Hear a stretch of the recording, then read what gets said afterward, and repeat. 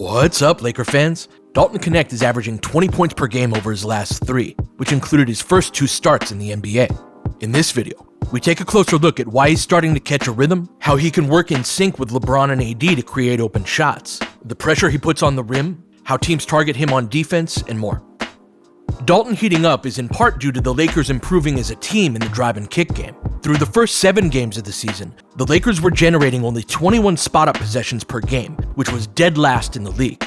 But that's jumped up to 32 per game over the last 6, which would be the second most in the NBA. Dalton is an obvious beneficiary of this increase, and did a lot of his damage from the corner on these simple drive and kicks. But even though Dalton isn't the player creating these shots, he does little things to improve them. Here, he catches the ball across his body, barely dips it at all on the catch, and knocks it down.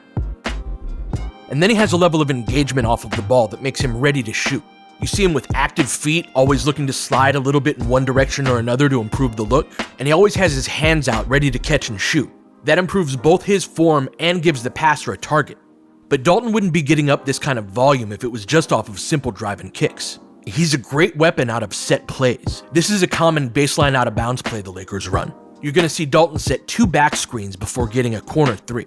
Having a shooter be a screener is a great way to get them open. And if you think about it from the defensive perspective, they also have to worry about Anthony Davis rolling to the rim here. So it's not just Dalton they're worried about. And he benefits from that here, but he has to have the footwork to be able to take advantage of it. He's great at jump stopping into his shot. That allows a player who's on the move to stop and get a steady and stable base underneath them.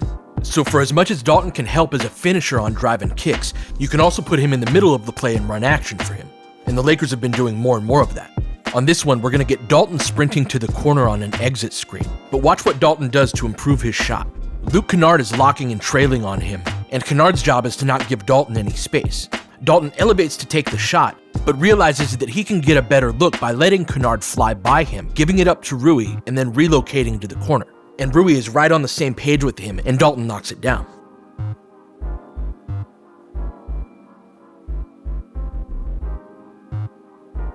So all of this makes him a great third partner in actions with LeBron and AD.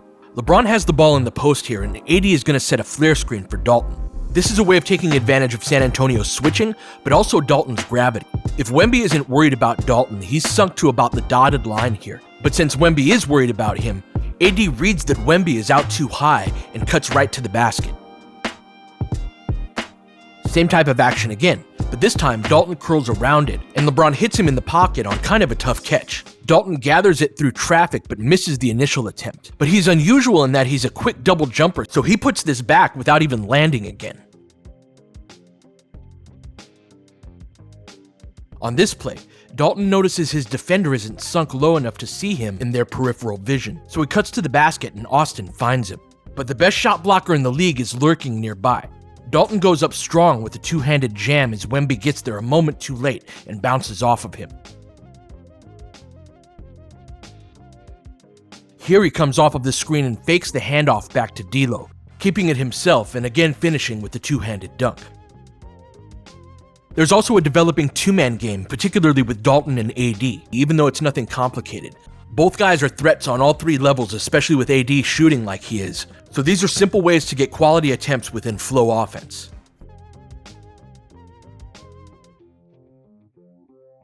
Dalton is one of the most consistent Lakers at running the floor in transition as well, where he can finish at the rim, on pull-up threes, and he'll make some nice passes on the move.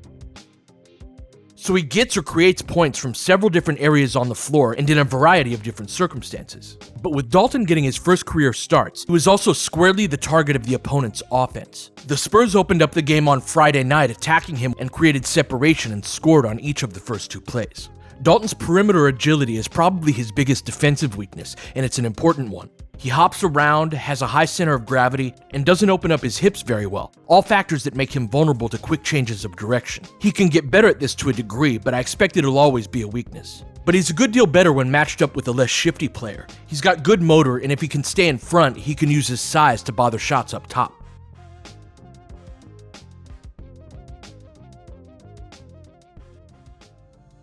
He's also prone to losing his man off of the ball, which is more fixable, and based on some of JJ Redick's comments about Dalton's defense, the coaching staff's focus of their efforts with him.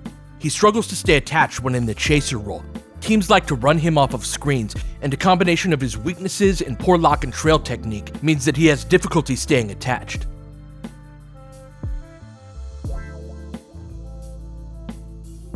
Here he gets back cut by Luke Kennard. But at least he learned from that and stopped Kennard's attempts to do that again later in the game.